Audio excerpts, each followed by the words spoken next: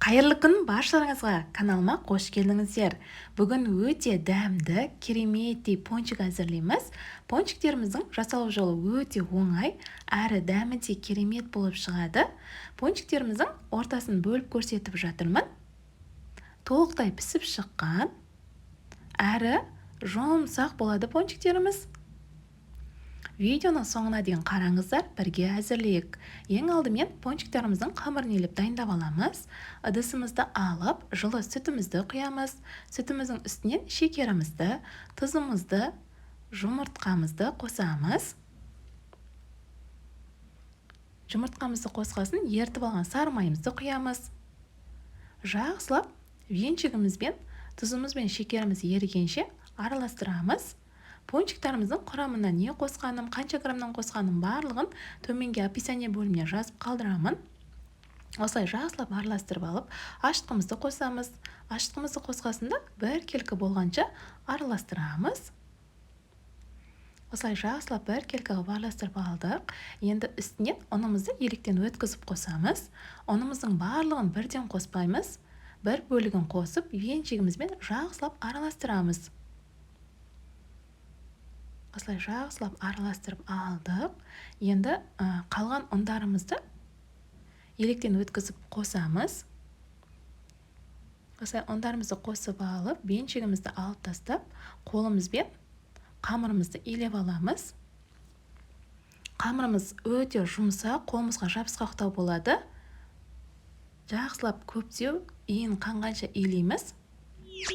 Менің YouTube каналыма тіркелмеген болсаңыздар, тіркеліп қойыңыздар. Көптеген рецепттер бар. Осылай бір келкі болғанша жақсылап 5 минуттай иін қанғанша қамырымызды илеп, ашытуға қоямыз бетін жауып. 1 сағатта қамырымыз ашиды.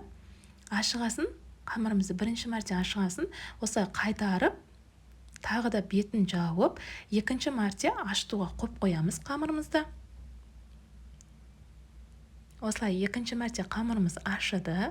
Ашыған қамырларымызды алып, жақсылап иінін қандырып, осылай ұн сеуіп отыра 2 бөлікке бөліп, жақсылап тағы да иінін қандырып, неғұрлым қамырларымыздың иіні қанса, соғұрлым қамырымыз өте әдемі болып шығады, әрі пончиктеріміз де керемет болып шығады. Осылай бір қамырымызды бөлек қойып, екінші қамырымызды алып, жайып аламыз қамырымызды.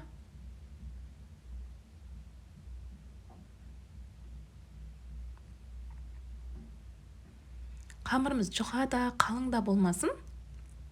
1 сантиметрдей болады қамырымыз сонда.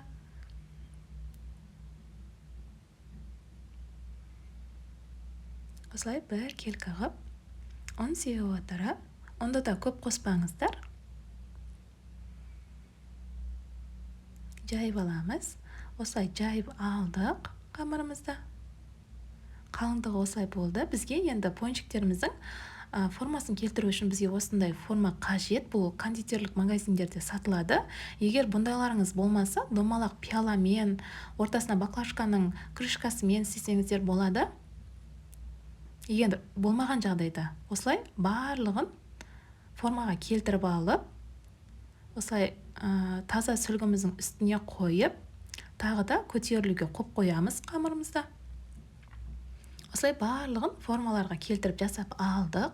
Енді майымызды қыздырып, майымызды да қатты қызып кетпесін.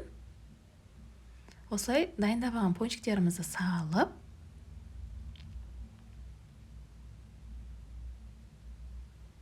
қатты күйіп кетпесін, оттың астын жай қойыңыздар.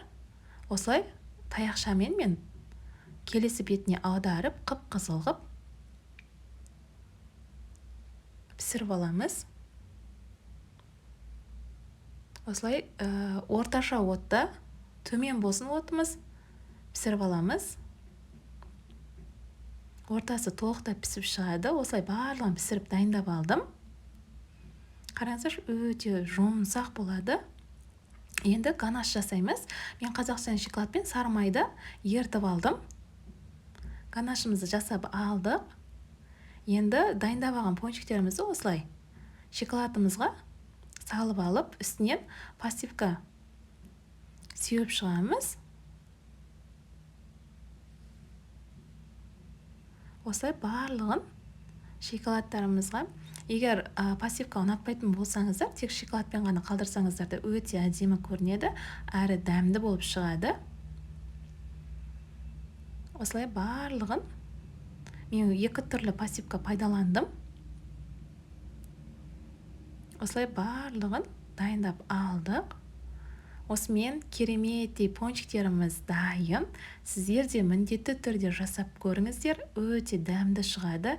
Сіздермен бірге болған Таңжарқын, қош сау болыңыздар.